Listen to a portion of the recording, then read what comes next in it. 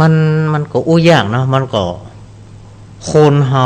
าจะไปเอาเกาะติดว่าคนคือศาสนาศาสนาคือคนนี่ไงมันเป็นส่วนหนึ่งขององค์ประกอบของศาสนาแค่นั้นน่ะพุทธว่าศาสนาบุคคลดังนั้นการพฤติกรรมของคนในต่างๆนะมันมีดีมีร้ายเหมือนกันทั้งนั้นน่ะในสังคมทุกสังคมบริบทของสังคมทุกสังคมมันมีคนดีคนร้ายอยู่ตลอดแหละมันจะว่าบวชมาปุ๊บปลูกแก้วปลูกคำเอาลูกมาบวชมาเป๊กปุ๊บออกมาโอ้จะสำเร็จเป็นอย่างกับพระอรหันตาบ่ดิ้นบ่ตวงบ่หือบ่อย่างก็ไผเลยมุ่งแต่ความสำเร็จเข้าสู่พระนิพพานเดี๋ยวมันก็บ่ใช่แล้วก็ถามว่าถ้ามันเป็นวิกฤตความอี้ออกมาแล้วเขาจะมีหลักแนะนำในการฮื้อญาติโยมจะในการที่บ่ฮื้อใจตกต่ำทำบุญได้ตลอดตอนนี้ก็อย่างที่เราได้ยินได้ฟังนี่แหละเอามาพิจารณาธรรมศึกษาธรรมร่วมกันศึกษาธรรมนี่เป็นเรื่องสำคัญนะอันดับแรกเนี่ยใจต้องฮักละฉันทะวิริยะอย่างนี้มันก็ต้องมาละนั่นก็การที่เขาทุกคนศึกษาธรรมมันจะว่าศึกษาในห้องเรียนอย่างเดียวหรอก็เฮียนฮู้ไปเนี่ยก็เก็บเล็กผสมน้อยเขาอยู่ที่ใจเข้าสู่ใจเขาก็จะพอออกเขาก็จะรู้ว่าอะไรแม่นอะไรควรมันก็จะเปลี่ยนพฤติกรรมของตัวเองได้ก็แล้วกันเด้อสรุปแล้วก็คือเปลี่ยนพฤติกรรมของตัวเองเป็นทางที่ดีที่ชอบได้เขาเองก็จะบันไหวตั้งอยู่โดยเก่าสมมติว่าคือตานไปกับหน้าที่เขาคือตานแต่ความบดีนั้นเป็นเรื่องของตัวบุคคลแม่นอันนี้เขาแยกระหว่างบุคคลกับศาสนาเพราะว่ามันมีคนออกมาอู้หลายคนแล้วอู้สายทุ่มเทไปบอกว่ามันเสียอีอ่ะเพราะเขาตีในตัวบุคคลไงเขาก็ใจว่าโอ้คนดีถึงขนาดนี้โอ้มีชื่อมีเสียงยิ่งมีชื่อมีเสียงคนกับศรัทธาก็หาหูไม่ว่าคนนั้นมันเป็นอย่างไรกับหูเขาก็บอกหูพื้นฐานของเปิ้ลจริงๆแล้วน่ะทุกสังคมมีหน้าฉากหลังฉากถ้าถามว่าเขาจะไปโต้ศรัทธาแท้ก็บ่ได้ศรัทธาเขาก็มีหน้าที่ในการที่จะดูแลบำรุงศรัทธาอันนี้แหละคือการศรัทธาแบบศรัทธาแบบเสริมด้วยปัญญาไงศรัทธาจนเต็มตี้อ่ะแล้วมาเสริมปัญญาว่าอันนี้คือบุคคลเนอะพระพุทธเจ้าสอนไว้ไหนกลามสูตรอ่ะมันก็อันนี้มาจับกันเป็นครูบาอาจารย์ของเขาว่ามาอย่างนั้นหรือจะว่าจะได้ตะกะความคิดของเขาว่าอันนี้เขาจะคิดได้อย่างอี้ก็ต่อเมื่อเขาศึกษาเห็นรู้หลักธรรมไง ถ้าว่าเขาไม่ได้ศึกษาเห็นรู้ตามหลักธรรมการสั่งสอนคือหลักในการเรียนก็บางทีพระสงฆ์ที่เขาสอนเพื่อก็สอนดีแต่นี่เพื่อก็อู้ตามความถูกต้องแล้วศรัทธาก็เชื่อกันอันนี้ใครนิมนต์ท่านพระครูสมัยบุเรื่องอันอย่างก็แบกใบลานนั่นน่ะใบลานเปล่าคำบีใบลานเปล่าแล้วก็อาจารย์สอนลูกศิษย์ลูกหาจนสำเร็จเป็นพระอรหันต์สำเร็จเป็นเทวบุตรเทวดาตายไปแล้วเกิดเป็นเทวบุตรเทวดาอินดูสงสารอาจารย์เนี่ยอาจารย์ยังสอนเพราะนั้นศรัทธาที่ได้ฟังว่าครูบาอาจารย์เดี๋ยวนี้เพิ่นสอนดีเขาก็น้อมนำปฏิบัติเขาเป็นผลดีของเขาเป็นผลดีของเขาก็แต่เพิ่นอู้บ่ได้เพิ่นเงียบบ่ได้มันเป็นผลเสียของเพิ่นแม่นอันนี้ปัญญาละธรรมะนั้นก็คือสมมติว่าเพิ่นสอนให้เฮารักษาศีล5เด้ออ่ะเขาก็ได้เขาก็รักษามาโดยตลอดแล้ววันหนึ่งมันไหนมาแล้วเปิ้นบ่ดีอย่างที่เขาเกิดเขาก็เป็นเรื่องของเปิ้นเนาะเขาก็เสียหายหรอแม่นถูกต้องเกิดอีว่าธรรมะคือธรรมะครูบาอาจารย์เนี่ยเขามานั่งอู้ประเดี๋ยวถามว่าเขาจะสิ่งเสียหายคือโยมกันมันก็ไม่ใช่เพราะต้องแนะนำสิ่งที่ดีสิ่งดีๆคือแล้วถามว่าเมื่อโยมน้อมนำปฏิบัติมันก็เป็นเรื่องดีของโยมแต่ส่วนที่เลิกเข้ามาว่าแล้วอาตมาเขาดีตู้เฮาดีก็อันนั้นเป็นเรื่องของบุคคลไปเจกกับบุคคลละเป็นของบุคคลจะดีจะชั่วห้าวกันหลายอย่างเนาะตั้งแต่สมัยอย่างนะยันตราก็ดีเนาะอาจารย์นิกรก็ดีเนาะเขาเสียความรู้สึกมันนักแล้วนะภาวนาพุทโธก็ดีเนาะเนี่ยมาล่าสุดนี่จันคมเนี่ยดังมันได้มาหายเท่าเนี่ยอู้ถึงว่าดังระดับไหนระดับประเทศตั้งประเทศคนใหญ่ๆโตๆหูหมูสมองใดเฮาก็บ่ฮู้ตื้นลึกหน้าบ้างของเพิ่นมีจังได๋เฮาก็บ่ฮู้จริงเทศแค่ไหนดังนั้นการที่เฮาจะเชื่อศรัทธานะจะไปเชื่อเอาจนพุทธวัตรหลงต้องประกอบด้วยปัญญาคนเฮามันมีผิดมีพลาดกันได้แต่ว่าในสมบัติก่อนมาเนี่ยอาจารย์มูนิปก็สอนดีนะสอนดีแต่มันต่างกันต่างวาระเพราะว่าที่ระยะที่เฮาเคยไปกินไปทานให้มีความสุขกับเปิ้นน่ะตอนนั้นเปิ้นก็มีความสุขหรอกโยมก็มีความสุขแล้วถามว่าวันนี้พอฮู้ข่าวโยมเนี่ยบอกว่าเสียใจเนอะทุกข์ใจเนอะ อันนั้นอารมณ์ที่ดีนะมันก่อนอารมณ์นี่มันดีเปล่าให้มาปนกันจะได้เนาะมัน ต่างกรรมต่างวาระ ต่างกรรมต่างวาระ คนเฮานี่มันมีขึ้นมีลงอารมณ์ ง่ายๆ ค มันว่าเขากินข้าวด้วยกันข้ามร้านเขาอิ่มด้วยกันแล้ว แล้วความอิ่มนั้นมองเป็นของข้ามร้านเนาะความสุขใจมันเป็นของข้ามร้าน เราต้องคิดได้อย่างหนึ่งว่า คนเฮานี่ตราบใดถ้าหากว่าบัดสิ้นอาสวะกิเลสคือเป็นพระอรหันตะนะ มันมีโอกาสที่ มัน จะ มีโอกาสที่ผิดพลาดได้เหมือนกันทั้งนั้น ถ้าเปิ้น ดัง ผิด นั้น พลาด เรา ก็ จะ ถือ ไป ว่าเป็นกรรมของ ถ้า เปิ้ เปิ้ น นผิดพลาดนะเขาจะไปซ้ำเติมจะไป แม่น เหยียบไปย่ำเหมือนอย่างก็ที่คนที่เพิ่นอู้ว่านางวิสาขานะวิสาขาได้หันบอกนางตาสีไปพอเอานิมนต์ตัวเจ้ากันเนอะหมอป้าตัวเจ้ามันก็ไปก็ชีเปยนั่นน่ะ อืม เพิ่นเอาเงี้ยได้ก่อนเพิ่นไม่ใช่ซ้ำเติมรู้ เพิ่นว่าโอ้ เพิ่น พระ ขออนุญาตขอ ถวายผ้า พุทธาอนุญาตเนอะเป็นนั้นพุทธานุญาตขอถวายผ้า อืม มันเหมือนอย่างกับว่า สิ่งที่บกพร่องนะเขากำจูนกับให้มันดีกะ ใช่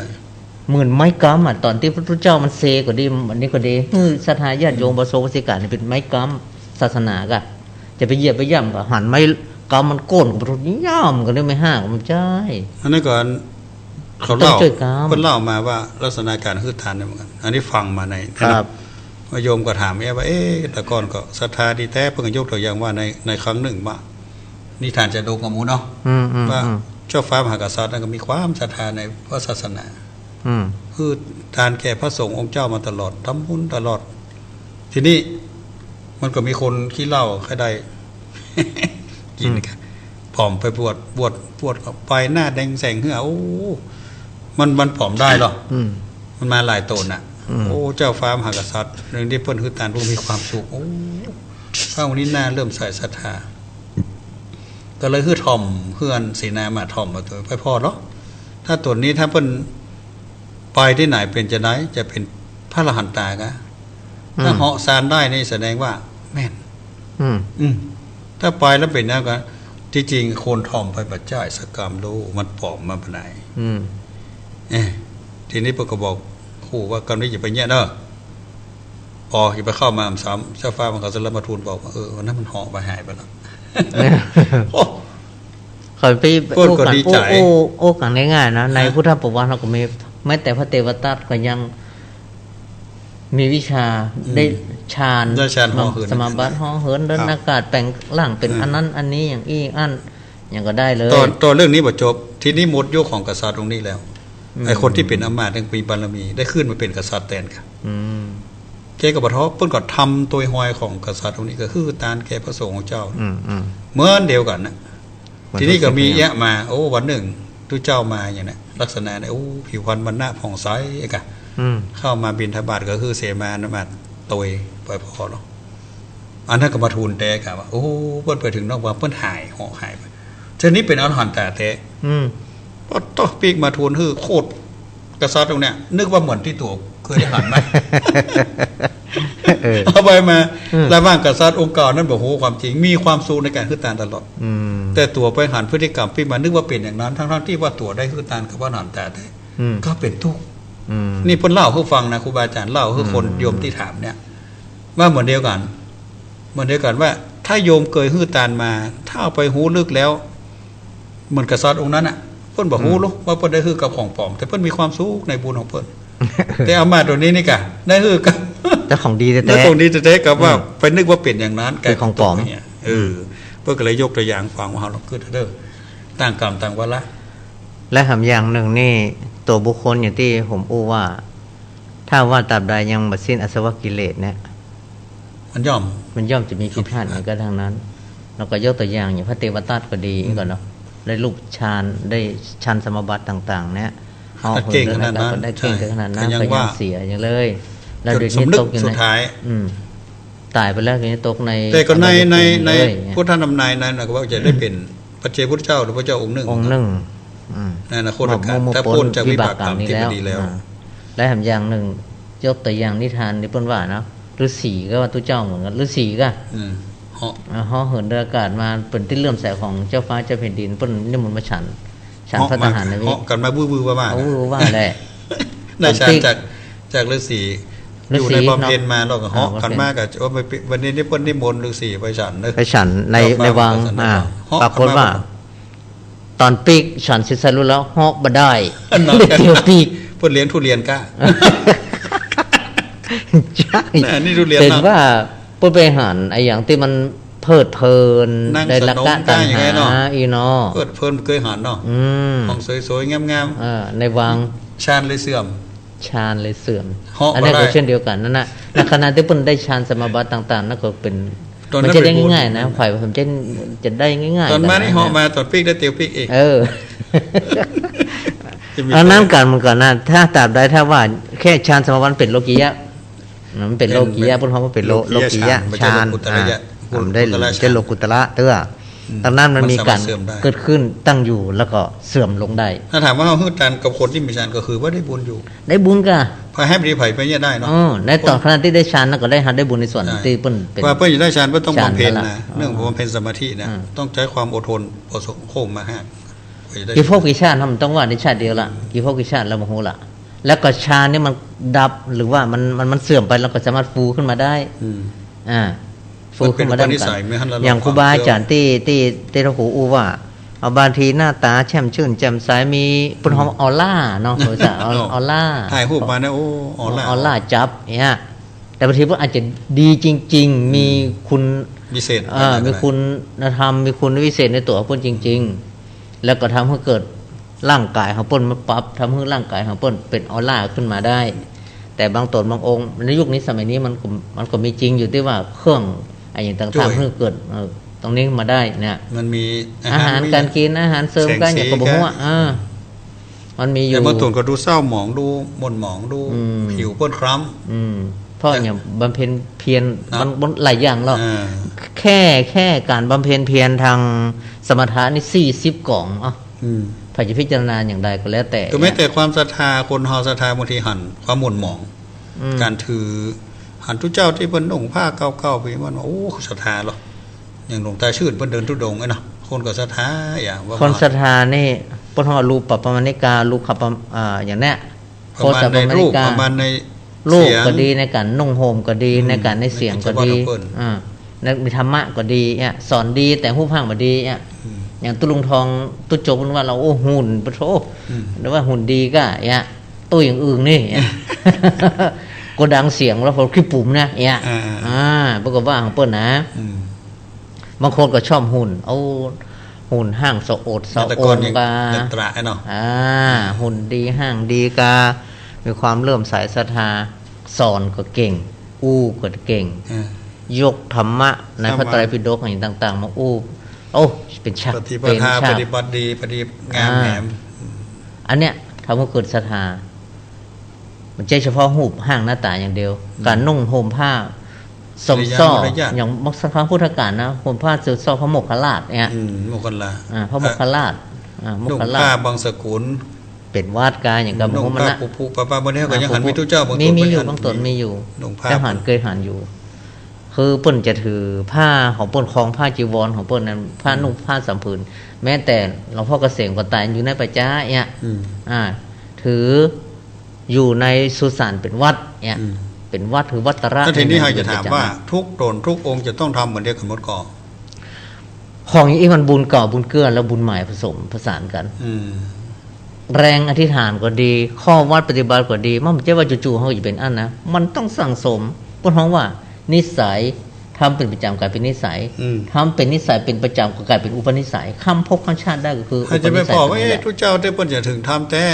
วาละจิตอย่างเพิ่นดีแต่จะต้องไปประพฤติมนต์มองอยู่ที่อันถึงจะดี ถ้าอยู่ในห้วนในเวียงอย่างที่เจริญคงบ่ได้เองบ่ใช่เนาะ มันมาเสมอไปครับผมว่านะ ทุกเจ้าที่อยู่ดีส แต่ บายอ่ะ แต่ว่าถ้าว่าเรากำลังสติพยาปัญญากำลังบุญวัสนาเรามีก็ควรที่จะไปปีกวิเวกมันจะดีที่สุด มันค่อนฝึกเราต้องปีกวิเวก ปีกวิเวกจะดีที่สุดอยู่ตำป่าตำเขาตำดงตำดอยอยู่ตำถ้ำลึก นี่ก็เฮาอยู่ในสถานทั้งวันอยู่วัดบ้านทั้งวันนี่ก็คงจะยากอ่ะ ดังนั้นพูดถึงว่าวัดพระวัดป่า วัดบ้าน วัดบ้าน เมา แล้วการบ้านที่เฮาเป็นตู้เจ้าอย่างเฮานี่เนาะคนเฮาว่าวัดบ้าน ตีคุกคีตีโมงกับสถานเจ้าบ้าน ผู้นักเฮานี่มันนักกินนะกะ มันก็บ่แน่ โอ้น้อยซีโอดก็ยัง ยังก็มันแน่ พระเจ้าเพิ่นต้องไปปฏิบัติเพิ่นบ่อู้นักหรอก มันของอีมันเกิดขึ้นตั้งอยู่ดับไป อันนี้จังทุกขังนั่นแต่จริง ๆ ครับ แต่ว่าตัวเจ้าขี้อู้ย่อยไปเนี่ยบ่ถึงไหน อู้ปะไหนเป็นคัมภีร์เป่าเหมือนแน่นะ มันแน่หลวงปู่อู้ ปูหน่อย ประพฤติปฏิบัติจนวันสุดท้ายสุมาเตอะที่เปิ้นจะมรณภาพเปิ้นยังสอนลูกศิษย์อยู่เลย นั่น นั่นก็ ใช่ คืนสุดท้ายก่อนที่หลวงปู่จะสบายนะ คือการได้อู้ได้สอนก็เหมือนการทำความเข้าใจทำไปในตัว เป็นการทวนการสอนพวกเขาไปในตัวเราการสาธยายให้เพื่อนฟังก็ดีนะอย่างท่านพระครูสมเด็จเคยอู้นะครับ เขาเตะเพื่อนฟังเขาก็เหมือนเขาได้ปฏิบัติไปในตัวเขาฟังเพื่อนเตะครูบาอาจารย์เพื่อนเตะก็เป็นการทบทวนไปในตัวการศึกษา ยิ่ง ปฏิบัติ เฮาไปเต้นเขาก็ต้องเตรียมตัว ข้ออัดข้อทำอย่างต่างๆเนี่ยบางทีอย่างที่เขาจะออกรายการบางทีนี่เขาไม่ได้เตรียมเนาะ เตรียม ได้มีสคริปต์บ่ฮู้อู้หยังเหมือนกันนะ บางทีเขาก็แต่ถ้าว่าเขามีการเตรียมตัวมาแล้ว มันสามารถที่การฟื้นฟูความรู้ตัวเองด้วยการอ่านหนังสือตำรับตำรา แล้วอู้มันนี่เป็นความรู้เก่าอ่ะ บางทีมันอู้ไปเอี้ยก็บางทีความเก่าพ่องใหม่พ่องแล้วปัจจุบัน มันต้องเป็นความรู้ เนี่ย เก่ากันถ้าเราบอกอู้อันที่จังทุกขังหน้าตาเขาไปฮู้อีกแต่เขาก็ต้องฮู้เก่า ความรู้เก่าตัวมันก็อู้ตัวอย่างเรื่องตั้งเพราะประสบการณ์ในชีวิตประจำวันของเรามันก็ได้ไปฮู้ได้หาได้ยินได้ฟังมาเนี่ยความรู้เกิดจากปัญญาเกิดจากการได้ยินได้ฟังการคิดพิจารณาและการเจริญเมตตาภาวนาหรอกในการศึกษาเรียนรู้ของเขานี่มันเกิดมันแน่นนึบในภาวนาในมยปัญญาการศึกษาทางโลกทางธรรมพระเจ้าอาจารย์ชัยโอ้เนาะทางโลกแล้วมันผู้โจผู้สิ้นนะมีมันจบแล้วใครไปเข้าใจว่าเมื่อก่อนเขาจะได้นั่งอู้กันโทรศัพท์หันหน้าหันตากันอยู่ต่างประเทศหันหน้ากับใครจะไปกึดมันมีประโยชน์ในการอยู่การกินการรับรองความสะดวกสบายแต่มันได้รับรองความลดความทุกข์เขาได้ลดความโลภความโกรธความหลงนี่แหละเป็นความสุขทางเพราะนั้นการศึกษาทางธรรมเนี่ยเพื่อลดความโลภความโกรธเหมือนที่เขาว่าตะกี้แต่ยิ่งเขาศึกษาตัวนี้มันจะลดแน่นแต่ถ้าศึกษาทางโลกแล้วมันลดนะมันลดเพิ่มมากกว่ามันจะเพิ่มมากกว่าจะสอนวิธีเขาแต่แยกจะได้จะทำแต่ทำของเขาได้โรยมันก่อนอันนี้เป็นตั้งโลกปัญญาตั้งโลกจะได้เงินได้ทองคิดคนนั้นมาจะได้เงินได้ทองได้ประโยชน์อย่างนี้นะคิดไปเดี๋ยวศาสตร์นั่นจบไปเอาตอนนั่นต่อพระพุทธเจ้าถึงว่าในโลกนี้มันมีความรู้มากมายเหมือนใบไม้ในป่าใบไม้ทางป่ามันบัดโจบบัดสิ้นหรอกเพราะฉะนั้นเวลาเราศึกษาธรรมของพระพุทธเจ้าเหมือนใบไม้ในกำมือเดียวของพระคือสูตรทางการแก้ทุกข์สูตรของการที่จะหาความพ้นทุกข์ดังนั้นนี่ที่ได้อูตั้งหลายต้องปวนฮือท่านผู้ฟังตั้งหลายได้ฟังนะอีพ่ออีแม่ผู้ป้านะลูกหลานตันเต้าก็ดีนะคือจุดประสงค์คือเขาต้องการที่จะทำให้ทุกคนนี่ใจมีสติมีปัญญาแล้วก็ได้ใจความรู้จากการได้ยินได้ฟังที่เขาเกิดสติปัญญาเนี่ยใจในชีวิตประจำวันเพื่อเขาดับทุกข์แก้ทุกข์แก้ทุกข์เมื่อทุกข์มันเกิดขึ้นเขาสามารถในการจะดับมันได้พ่องแก้มันได้ระงับแก้มันได้พ่องถึงแม้ว่าจะเป็นชั่วครั้งชั่วคราวก็ตามเถอะเมื่อนึกถึงคำสั่งคำสอนที่เขาได้ยินได้ฟังจากครูบาอาจารย์เนี่ยมันเกิดสติเกิดปัญญาขึ้นมาแล้วก็ดับทุกข์ได้มันที่ผมเทียบนักก็น้อยมันเขากินข้าวอ่ะเขาหิวเขาก็ชอบกินข้าวอันทุกข์ใจนี่ก็เหมือนกันเวลาเขาได้ยินได้ฟังมันดับไปกำหนึ่งก็ยังดีกว่ามันบ่มีตัวแก้พวกไม่บางคนฟังหูพ่องจำพ่องมาจำแต่ได้ยินแล้วก็รู้สึกม่วนใจก็ถือว่าเป็นประโยชน์ละเนาะได้ยินท่านพระครูสถิตมาโอ้มันม่วนเนี่ยย่านกินข้าวลำไหมเหรอมะนี่หรอแม่แสงจันทร์ฟังบอกฟังพอนเนอร์พวกนานก็แม่แสงจันทร์จะฟังบอกฟังพอนเนอร์มึงนานนี่กะก็เลยจะเปิดสายแล้วเนี่ยจะเปิดสายแล้วเนอร์ตอนนี้3 ทุ่มจะเกิ่งแล้วเนาะจะได้เปิดสายให้ท่านตั้งหลายได้โทรเข้ามาเนอร์อีพ่ออีแม่ปีป้าน้าลูกหลานตันเต้าท่านใดที่ต้องการที่จะโทรเข้ามาอู้มาเป็นจะได้พ่องตะบ้านฝนตกกาหนาวเย็นกาหรือว่าฮ้อนอยู่กาหรือจะแจ้งข่าวงานบุญงานกุศลอะไรอย่างที่ไหนจะได้นี่แจ้งมาได้เนออู้กันได้ตักตายกันได้จะถามข้อสงสัยยังตั้งก็สามารถถามได้เนอถ้าตอบได้ก็จะตอบถ้าตอบไม่ได้ก็แปะไว้ก่อนกันแล้วกัน0520100084โทรเข้ามาได้เนอในตอนนี้เป็นต้นไป0520100084โทรเข้ามาได้เนออย่างรักเซฟใช่กะแต่ปกติถ้าบอกปุ๊บโทรมาปั๊บเลยนะเนี่ย หืม มันวางมันจับก้า ดีอยู่ ยังไม่มีใครโทรมา รับลากกันหมดแล้วก็เนาะมาละ สายแรกสายแรกจะเป็นภายตั้งใดว่ามาเนอร์เจริญปอนสาธุแม่โทรจากที่ไหนเป็นภายตั้งใดรายงานตัวเลยฮะก็เมืองฝาง เมืองฝางแม่บัวพันก็แม่จันสี แม่จันสีบ้านอย่างเนี้ยหัวลินแจงหัวรินแจงหัวรินชัดเจนดีนะเจ้าแม่ฟังสถานีวัดพระบาทอุดมด้วยเนาะเจ้าอ๋อฝนตกแล้วนะแม่เนาะฝนย่างแล้วว่ะน้อยๆเจ้าตกบัดนั้นตกอยู่โอ้เพย่างเหมือนได้ไหมแดดบดแดดบดฝนลงระวังเห็ดหอบจะบุกเนอมันมีป่าอยู่กลางเวียงนี่มันไก่ป่าคนในเวียงนี่แม่เดี๋ยวมันต้องจะลงจากเลยมันไปอยู่กาดปุ่นไปอยู่กาดปุ่นอากานี่มันถึงไปอยู่กาดสาธุนะแม่เนอจะเลินปอนแม่จันสี0520100084จะเริญปอนไม่ฝาเจ้าเจ้าของเจ้าแม่จากไหนรายงานตัวมาได้เลยบ้านปงหนองยังปะเป้าเจ้าบ้านปงหนองแม่อย่างก็แม่นิดเจ้าแม่นิดบ้านปงหนองเพียงปะเป้าชัดเจนดีแม่นอชัดเจนดีเจ้าฝนตกก็แม่เป็นกำลังใจนะเจ้าย่างแล้วก็ฝนย่างแล้วก็ฝนตกก็เอาตั้งเฟซก่อนมันเป็นกรรมไม่เหยมีละมันฝนมันมาหยุดนะเฮ้อข้าอันลึกๆก่อนยังบ่ฮู้เลยเหมือนกันนะอันก็ตกปีปี2อีกมันเหมือนกันนะอันก็เนาะสาธุแม่เนอสาธุเจริญปอนแม่นิดบ้านปุ่งน้องเวียงป่าเป้าจังไห้เนาะจังไห้มาแล้วชัยประการเมืองฝางเมืองฝางเจริญปอนแม่รายงานตัวมาเลยแม่อุ้ยสีพันบ้านโฮงแม่อุ้ย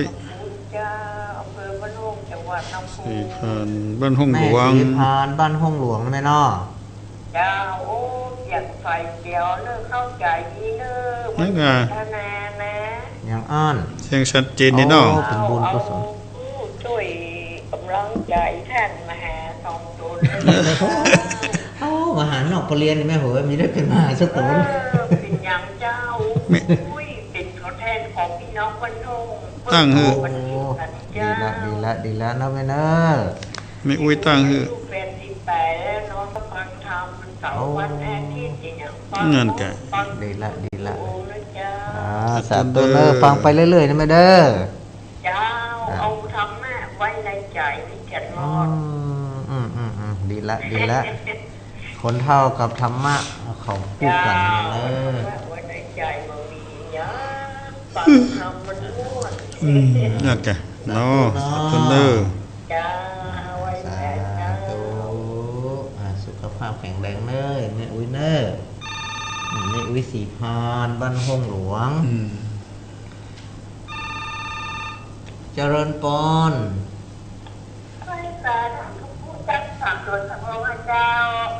2 ต้นแม่วันนี้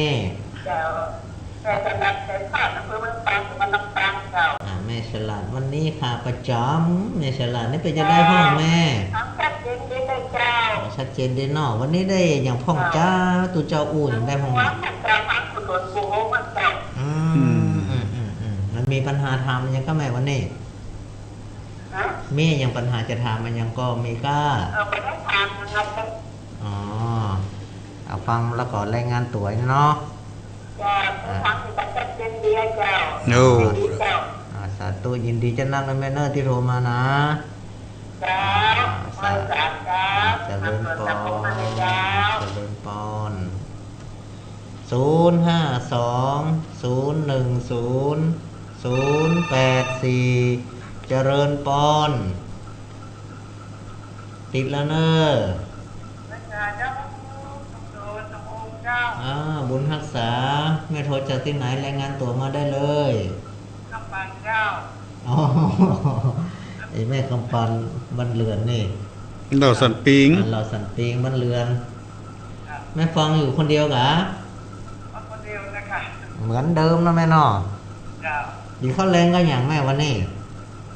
น้องข้าวเจ้า เอาต้มข้าวกิน โอ้แสดงว่าเขี้ยวบ่ค่อยดีละ เคี่ยวพอดี ถ้าพระครูว่าเคี่ยวพอดีว่าต้มข้าวกินวะ ยกให้ดีโอ้โห มันเจ็บเคี่ยวเนาะ เจ้า โอ้ดีละกระต้มมันย่อยง่ายแม่แล้วก็ข้าวแมลงนี่เป็นข้าวมันต้องใช้พลังงานอย่างนักแล้วมันต้องกินอย่างที่มันนักแล้วแม่เบาๆดีละดีต่อสุขภาพตัวเอง ข้าวสุกแต่กระดังนี่เนาะ ข้าวม่วงสุก แสดงว่าเท่า เด็กกันเองมาเท่าอ่ะ ข้าวบะเต้ากะลำได้ไหมเนอะ อ่า ข้าวกับบะเต้าน่ะ ยินดีทั้งนั้นแม่เนอะ แล้วกับพระชาเจ้า บุญรักษา คนเท่ากินข้าวกับบะม่วงสุกบะขามม่วงไอ้นั่นแต่ก่อน แม่คำปานบ้านเหล่าสันติงบ้านเรือนประสร้างละปูนเนาะเจริญปอน พระชาครับ โอ้ยป้อมาแล้วป้อขายก้า เคย มนคา โอ้ยหมอนคายหมอนคาย ข้าวนี่แล้วสองข้าวนี่เนาะ ตาบงเนาะ สององค์ ข้าวนี่เลย ฮะ ถ่ายหม้อเขาถ่ายกูเตือนแล้วป่ะเนาะ อืม ใช่จ้ะหนาวเดี๋ยวทนหนาวแล้วเย็นแล้ว เย็นมาบ่ฮ้อนละกันเนี่ย เย็นมาแล้วแต่ก็จะมีฝนอยู่กันเนอะป่ะเนอะ ได้ห่มผ้าแล้วกันเนี่ย อืมเอาข้าฟังแล้วอัน อ๋อ เป็นยังหมอนอยู่ไปฮือสุขภาพแข็งแรง คัน เนาะ นี้เป็นคนม่อนที่น่าฮัก ก็สิไปแล้ว เป็นหมอนที่ดีของลางของเลนของโหลนเนอร์สาธุสมพรปังเนอร์อยู่สุขสบายน่ะดีที่สุดเนาะสาธุหมอนคาย มันป่าบงตำบลหัวงมอำเภอพานไง พานจังหวัดจังไห้0520100084เจริญปอน อยากไว้แต่เจ้าท่านพระภูมิสองรูปสองตน โอ้ชัดเจนดีขนาดเลยแม่โทรจากที่ไหนรายงานตัวมาได้เลย เจ้าโทรมาจากบ้านหนองแมวเจ้าอำเภอเมียงหนองร่องละปุน มีบัดดายใกล้นี่ลูก เจ้าดื่มแม่สติธรสามีเจ้า สีทอน สิทร อ๋อสาสิทอน เจ้า แม่สสิทรบ้านเหล่าแมว ตลอดในเรื่องเจ้าท่านพระภูมิ โอ้ดีละ ฟัง กันไป แต่บัดโทรบัดได้เนาะ แม่ผมได้โทรมาบ่ได้เนาะ เจ้าชัดเจนดีเจ้า โอ้ สาธุ จ้า ขอบคุ ทำ ณ ไว้แต่เจ้า บุญรักษาแม่เนออยู่ดีมีสุขเนอ เจ้า เจริญปอน แม่สสิทรบ้านเหล่าแมวอำเภอเวียงหนองร่อง จังหวัดลำพูนเนาะวันนี้ลำพูนมันน่าเคย0520100084เจริญปอน บุญร่วมกับเจ้า ยังแล้ โอ้ วแม่ ตอนนี้ฝนย่างแล้ว แม่ใช้งานตัวน้อย แม่โทรจากที่ไหนยังได้ชื่อยังหืม ทางแก้วนะ อยู่กับเจ้าเจ้า แม่รายงานมาเลยชื่อยังบ้านใด ต้องเจ้า อยู่ว่าแม่ปื้มตาไตเจ้า แม่ปื้ม แม่ปืมใต้แม่ยังก็ แม่ตอมตอม แม่ตอมต้อ ต่อมต้ม เจ้านั่นละ ตอมต้อมแม่ปื้มใต้ แม่ปืมใต้ นั่นละตอมตอมเจ้า อืม โอ้ชื่อแปลกดี ดอกคำใต้กันแม่ ดอกคำใต้นะแม่เนาะ อยู่กับเจ้า อำเภ อำเภ อ อ ดอก หยาง คำใต้ครับ อำเภอเมือง อำเภออย่างก็ อยู่บ้านแม่ปื้ม อำเภอช้างอำเภอหยางไหม ทางอยู่อยากกับประกัน เป็นอย่างอ่ะ เป็นยังนี่วันนี้ฟังดีเนาะไหมเนาะ เจ้า สาธุเนอ บุญรักษาดี แม่ปื้ม 0520100084แม่ต้มนี่เป็นเอกลักษณ์แต่บ่เคยได้ยินที่ไหนมีสักเทื่อ เจริญปอน ไว้เจ้าพระสมจันทร์อาจารย์เจ้าทั้งสองสนเนอ อุ้ยมอนโทรจากที่ไหนรายงานตัวมาได้เลย จากมาเรือนเจ็ดต่อวังเหนือเจ้า แม่หยังแม่เรือน แม่เรือนบ้านแสนต่อ วังเหนือจังหวัดลำปาง ฟังเหนือลำปาง เจ้าชัดเจนดีเนอ ชัดเจนดีเนาะ เจ้า ฟังวันนี้เป็นจะได้พ้องแม่ได้ความรู้ความอ่านจะได้ข้อคิดอย่างพ้องแม่วันนี้ อ๋อก็ได้เล็กน้อยแหละ ได้เล็กๆน้อยๆเนาะ เจ้าเจ้า ดีละ ตื่มไปละอีก ไป ให้ เรื่อย กำลังใจทั้งสองสนสององค์เนอ ขอบคุณสาธุมุตนาเนอที่ฟังกันอยู่นะที่ผมมาโดย เจ้าพระเจ้าเจ้า เจริญพรอันนี้ก็โทรกันมาเรื่อยๆเนอะแม่เรือนบ้านแสนต่อวังเหนือ0520100084เจริญพร แกไปจากเจ้าท่านพระครู โอ้เสียงชัด อันนี้ เจ ไม่สีน น อนก้า เจ้าไปงานขาวดำมาแบบเดียวเนี่ย เขาดันที่ไหนในบ้านก็ว่าต่างบ้าน ที่บ้านเจ้าที่เป็นไว้ที่บ้านเจ้า อ๋อส่งไว้วัดเหรอคนเท่ากันไหม อ่ะ คนเท่ากับคนหนุ่ม ต้องอยู่เจ้า30 ป่ายมันจานเหรอ เป็นอะไรอย่างแต่หมอ มันบอกพอตะได ผมเข้าใจแล้วเนาะ เข้าใจ เจ้า เเจ้าตะเจนี่นะวันนี้นะเจ้ามาตะกี้เนี่ยวันนี้เลย ท่านได้ฟังนักบ่ฟังมานักกะ เปิดสายพอดีเนาะได้ฟังกันอู้สกรรมเนาะ เจ้าไม่ได้ฟังเลยเจ้า เป็น ก็ยังโทรคือกำลังใจกันดี กำลังใจก็ยังดีแล้วแม่เฮ้ยสาธุเนอ เสียงเพิ่นถึงเหมือนแม่ศิรินทิพย์ สาธุเจริญปอนอันนี้ เสียง กูแฝดไม่ ชัดเจน สลินทิพย์ อืม 0520100084 เล่นปอน เจริญปอน โอ้แม่อุ้ยหยัง อุ้ยหยางโทรมาจากที่ไหนยังได้รายงานตัวเลย มันฝังตะมูเวียงเพื่อเราคงใจเจ้าจังหวัดพะเยา บ้านปาง คือเวียง เจ้าคำใต้จังหวัดพะเยาแม่อย่างก็ลืมชื่อไปแล้วแม่เอ๋ย แม่คำใช้ปัญญาเจ้า โอ้แม่ค คำปัญญา ำชายปัญญา ชัยปัญญา เจ้า โอ้โห ดูว่ามาใครดี มันแค่ตีนนอกก็น่ามันล่ำได้ยินชื่อเนี่ย ฉันถึงดีเท่า อ๋อติดดีเราฟังกันหลายคนว่าแม่ฟังตัวไหนนั่น ทำคนเดียวอยู่คนเดียวเจ้า โอ้ ยอยู่คนเดียวเป็นส่วนมาก ลูกหลานไปไหนหมดอ่ะ เป็นเดียวไปไหนก็มาได้เจ้า เป็นจะได้ไม่เป็นหยัง เป็นหยังไง ขาดามเล็กเจ้า โอ้ขาดำ เล็กผมละใจฟังไป ดามเล็กเจ้า ก็เป็นกำลังใจนะแม่เนอร์ขอให้ อดทนนะเนอ อดทนเอาเนาะบุญทักษาเนอร์ปัญหาขอเป็นกำลังใจให้แม่เนอร์สุขภาพแข็งแรงเว้ยๆเนาะ เป็นกำลังใจทุกเจ้าเป็นกันเลย สาธุอันนี้เพิ่งเจ็บคนป่วยเนาะขอโทรเข้ามาขออนุโมทนากายป่วยจะไม่ให้ใจป่วยก็แล้วกันเนาะเจริญปอน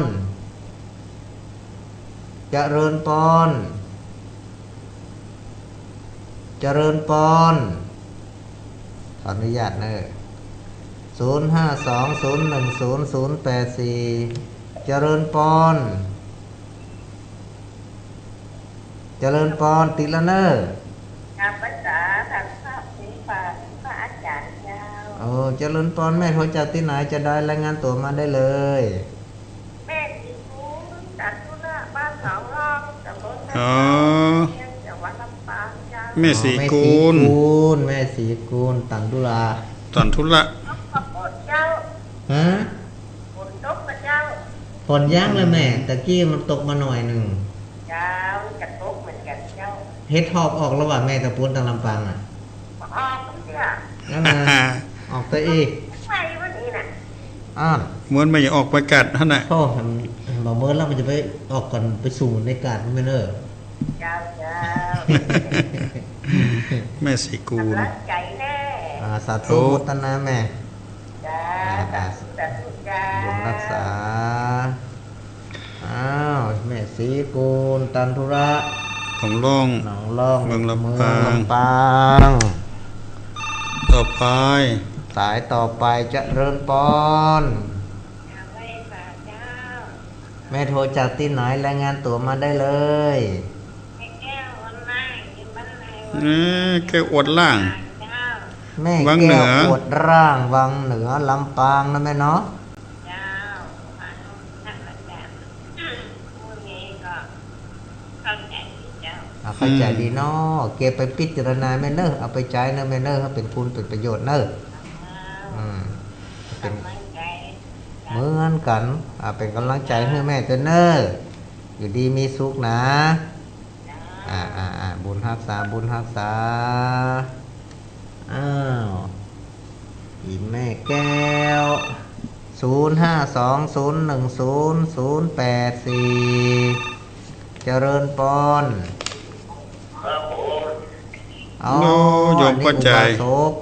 ว่าจะได้รายงานตัวมาหน่อย บัวน้อยสมเพชรแต่อำเภอภูเพียงจังหวัดน่านครับผม โอ้นี่สายแรก มาไก่เนาะ ป้าน้อยสมเพชรนี่โทษตีครั้งแรกก็พอในวันติดนี่ ครับผม เอาอำเภอภูเพียงจังหวัดน่าน ดู ครับผ โอ้ ม ไก่แต่ว่านะฟังสถานีไหนป่อ สถานีน้อยที่510ภูเพียงนะครับ ชัดเจนเนาะ ชัดเจนดีป่ะน้อ ครับเส้นนี้พระภูเจ้าหวนภูกำภูเอิญ อ๋อแต่ไม่ได้โทรหรือว่าโทรบัติด โอ้โหหวนครับ แต่บัติดเนาะเอา แต่เจ้าติดอยู่กะ มองโหกับติดมองโหกับติดที่นี่ อ๋อ นั่นกันธรรมดา ผมเป็นธรรมดาเพราะมันเครือข่ายมันกว้างนะพ่อเนาะมันต่างคงกับต่างโทรหากั นั่นไงเมืองน่านโทรมาพ้องน่านไปสายแรก โอ้ดีละ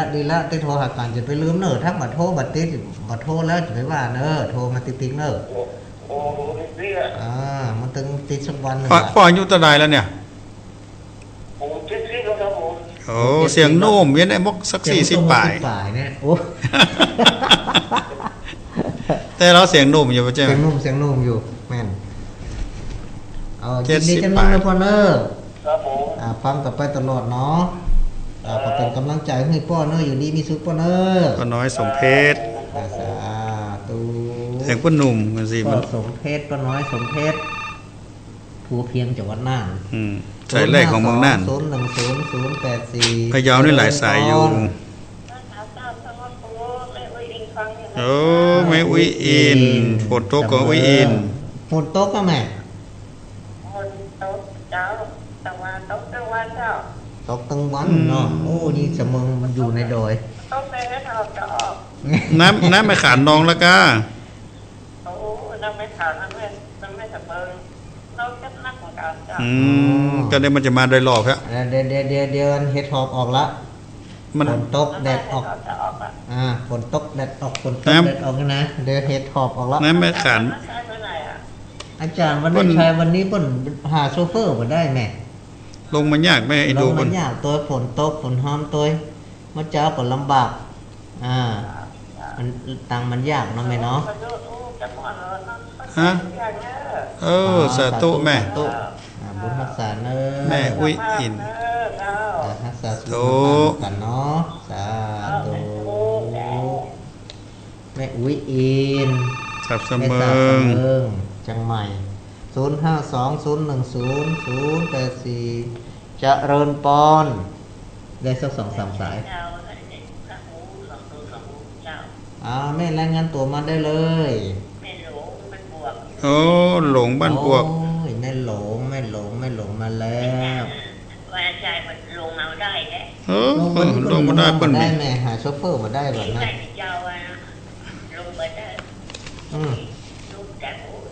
อ้ย นามีโชเฟอร์ขับรถแน่เฮ้ย เห็นดูคนขับเปิ้นตัวเนาะ ดูคนขับเปิ้นคนขับเมื่อวันมันฝนตกไปเฮ็ดการทำงานเนาะอิดเหนื่อย เด้เคย ตายแม่เฮย แม่เคยไปว่ะ ทางเป็นชั่วโมง2ชั่วโมง จ้า แม่เคยขึ้นไปแล้วก็ แม่เคยขึ้นไปเลยว่าที่วัดพุทธศิคีรีแม่ มันร้อยไหนเจลูกกับมันทั้งหลาย เอ เอ อ อ ได้ ไปบ่ลูก แม่อายุ89แล้วไปไหนลูกก็ไม่ได้ นั่น โอ้ไปซิบก็ยังเสียงหนุ่ม กดโทรศัพท์ได้คนเดียวน่ะ แม่ฝ่ายกดโทรศัพท์มือ แม่เขาคนเดียว เอา ใช้เงินอีกหมดอ่ะ เน็ตแต่เรา70 80แล้วก็ 89 คนกูตุนกูโหง โอ้ เฮ้ยก็ยังมาจำดีเก่งเนาะ เก่งเก่งเก่งเก่ง จ้าจ้า สาธุนะแม่เนออยู่ดีมีสุขนะอยู่แต่กันมันๆนะแม่เนอสาธุ ไม่หลงไม่หลง สุขภาพแข็งแรงแข็งแรง โทรมาตลอดแล้วไม่หลง 0520100084เห็นสัก2-3สายเนาะสักคราวเจริญปอน ข้าพเจ้าเจ้าร ายงานตัวมาได้เลย แม่เจนกีฬาบัตตีอำเภอดอกคำใต้จังหวัดพะเยาเจ้า แม่เจนจิราบ้านปินดอกคำใต้จังหวัดพะเยา เจ้า เป็นจะได้พ่อแม่ฟังวันนี้ได้สาระประโยชน์อะไรอย่างพ่องก็ฮะ ได้สาระหลายอย่างเลยเจ้า อืม นอกจากแม่จากรำเอามาใจตัวเอง อืม ฟังแล้วก็นำมาใจเลย น่ากัน แน่เนาะ ดีมากดีมาก เยอะเลย นี่แสดงว่ามีการเปลี่ยนแปลงแม่เปลี่ยนแปลงในทางที่ดี อืม ในการพัฒนาเพื่อดีขึ้น เราพัฒนาไปทางดีๆได้ โอ้ ฟังเลย สุดยอดนะแม่เนอะ สอบผ่านเป็นบางข้อแล้วเนาะ ถึงว่าอยากฟังนั้นท่านอยากฟังอย่างโกนั่นเองอย่างโกคือคนถาม3คนแทนเลยนะไม่ได้ยินบ้านเนาะ อ๋อ4 คนหาม3 คนแห่1 คนนั่งแค่2 คนปาไปแม่ เจ้าเลย เราฟังดี ก็ได้อย่ามานั่งอู้กัน เดี๋ยวก็สักวันกันเนาะติดหน้าก็ว่ากัน เราที่หน้าว่าเราเจ้า ตายอย่าอู้กันมีเรื่อง มีเรื่อง ถ้าบรรลุไม่เด้อ แม่เพิ่นฝากอู้ เราจะฟังให้ว่า สาธุ สี่คนหามเนี่ยติดหน้าจะได้มีเรื่องอู้กัน เจ้า เจริญปอนชอบฟัง4 คนหามว่ะ อืม คุณแหมคนตามก็แหม4 คนหามนี่ อืม เจริญปอน เป็นสารเจ้าขันธ์พระพุทธพระอาจารย์เราลูกเราโง่ แม่หยัง เจริญปอนแม่สองนี่รายงานตัวมาแม่ และเพื่อนกินก็คือ อ๋อ แม่กล่องแรง กล่องแรง ห้วยน้ำเย็น ไปน้ำเย็น ทำคำหาน้องถูกแล้วก็ ย้อนได้ฟังแล้วนอนหลับเลยไหมเนาะ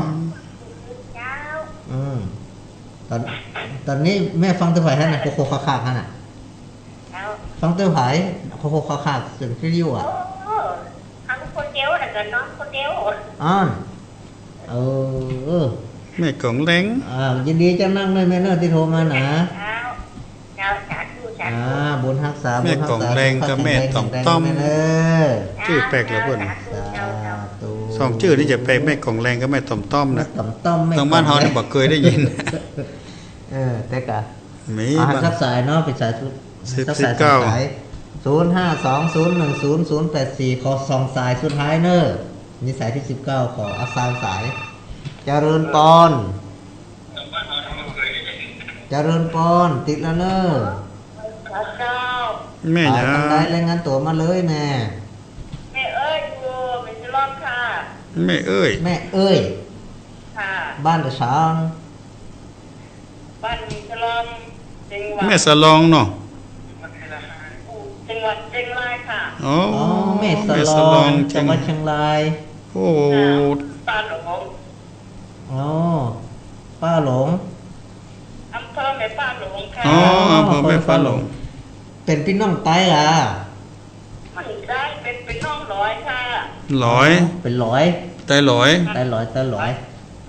อ๋อ ฟังเมินแล้วแกแม่ ฟังมือหรือยังแม่ เพิ่นว่าค่ะเป็นจะอยู่เชยเรียกเพิ่งแล้วค่ะ โอ้ เดี๋ยวเสียไปเครื่องละ โอ้ ฟังที่สถานที่ไหนแม่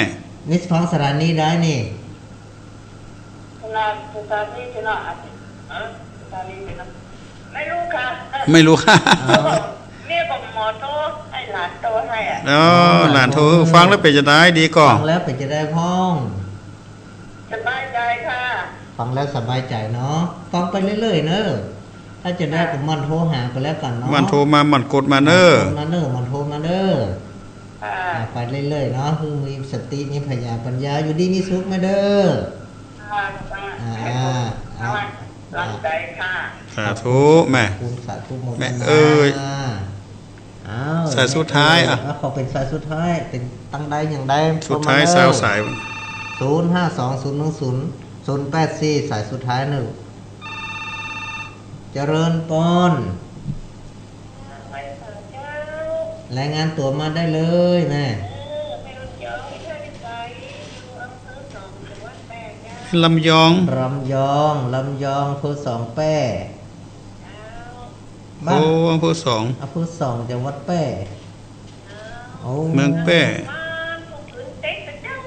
อะไร อ๋อ เมืองแป้เมือง ติดสักเตืออีก 2แม่อยู่บ้านอย่างก็แม่ แม่บ้านอย่างก็บ้านอย่างก็ บ้านหนองเซลเจ้า หนองเซี่ยว หนองเซี่ยวนี่ใกล้วัดพระลอกับแม่ ใกล้กับวัดพระลอกับแม่ บ้านทะเลาะนะ ให้คนนี้เนี่ยผมได้เจ้า โอ้ทางพระลอให้ฟังกันอยู่เนาะ แม่ฟังกันหลายคนก็ ฟังกันกี่คนอยู่ห้าน่ะ ทั้งนั้น2-3 คนก็ อ๋อ ย้ายหลาน ฟังกันเมินละกาแม่ ฟังมาเมินล่ะ บ้านตลอดเจ้า แต่ไม่ได้โทรเนาะ โทรกะคุณยายแม่โทรจุลงร้อยของอย่างเจ้า อ๋อรายการดีละฟังตึง ดี ชัดเจนนะแม่เนาะ จ้าชัดเจนดีเจ้า แม่ฟังของสถานีไหน สถานีอันใต้ผ้าเลี้ยงสองนะเจ้า อ๋อเพิ่นฮับเมินเลยอย่างหมูเนาะ อ๋อมาใต้ฟ้าเมืองสอง แต่ก่อนที่หมูนี่เพิ่นบ่ได้เปิดฟังหรอก ขอบคุณนักเนิร์เจ้าของสถานีโตย ขอบคุณเจ้าของสถานีใต้ฟ้าเมือง2โดย คุณสาธุอนุโมทนา โอ้สาธุ สาธุ โอ้เป็นว่าเพิ่นอยู่ใกล้วัดพระลอ ท่านพระครูฟังพ่องบ่ ท่านพระครูนิมนต์ทบทวน หมดกันซาวสายค่ำคืนนี้เนาะคืนมาติด เลย ครับสายแรกคืนเมฆจันทร์ศรีแจ้ห่มลำปางบ้านหัวแจ้งหัวลินเมืองฝางสายที่2แม่นิดบ้านปงหนองเวียงป่าเป้าสายที่3แม่อุ้ย4,000บ้านหงหลวงอำเภอบ้านหงจังหวัดลำพูนสายที่4แม่สลาด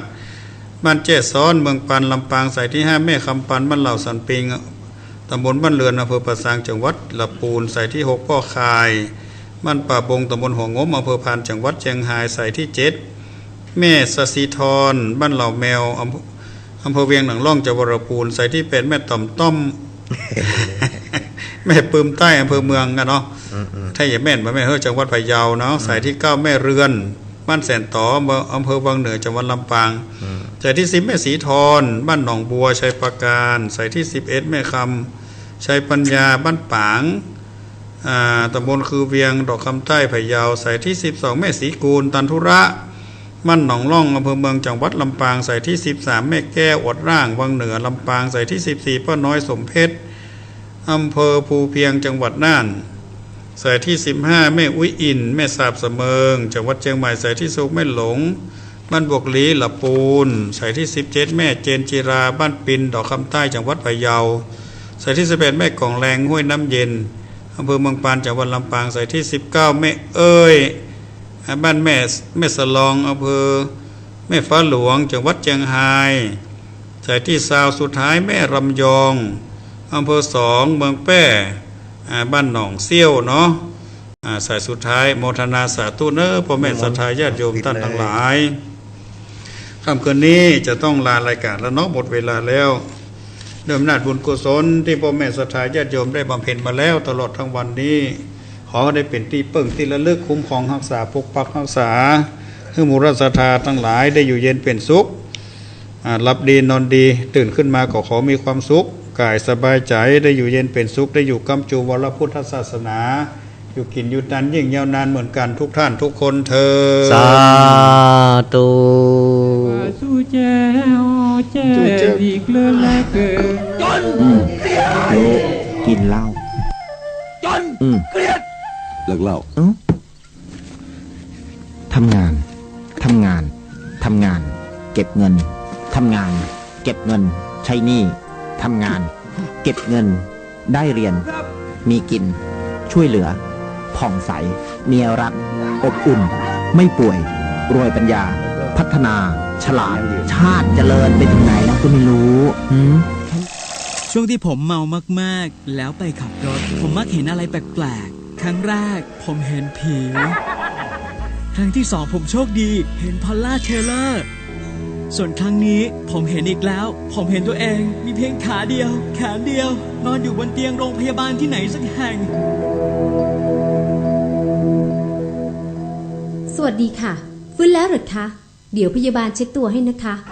เมาไม่ขับอีกหนึ่งความรับผิดชอบต่อสังคม